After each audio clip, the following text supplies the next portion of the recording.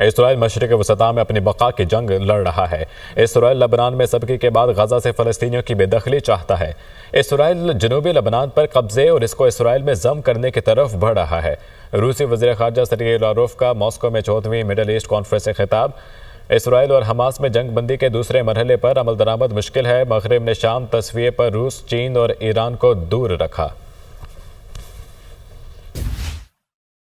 Israel मशरिक़ वसता में अपनी बका की जंग लड़ रहा है।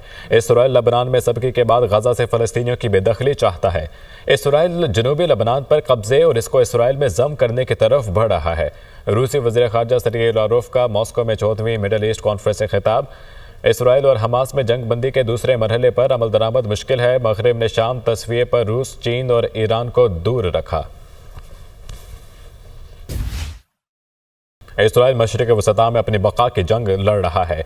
इसराइल लबनान में सबकी के बाद गजा से फ़लस्तीनियों की बेदखली चाहता है।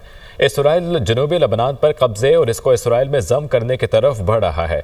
रूसी वज़ीर ख़ारजा सर्गेई लारोव का मॉस्को में 4वीं मिडल ईस्ट कॉन्फ्रेंस से खिताब।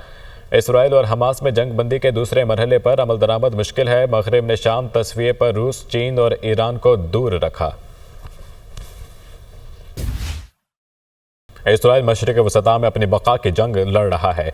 इसराइल लबनान में सबकी के बाद गजा से फ़लस्तीनियों की बेदखली चाहता है। इसराइल जनूबी लबनान पर कब्जे और इसको इसराइल में जम करने की तरफ बढ़ रहा है। रूसी वज़ीर ख़ारजा सर्गेई लारोव का मॉस्को में 4वीं मिडल ईस्ट कॉन्फ्रेंस से खिताब। इसराइल और हमास में जंग बंदी के दूसरे मरहले पर अमल दरामद मुश्किल है। मग़रिब ने शाम तस्वीर पर रूस, चीन और ईरान को दूर रखा।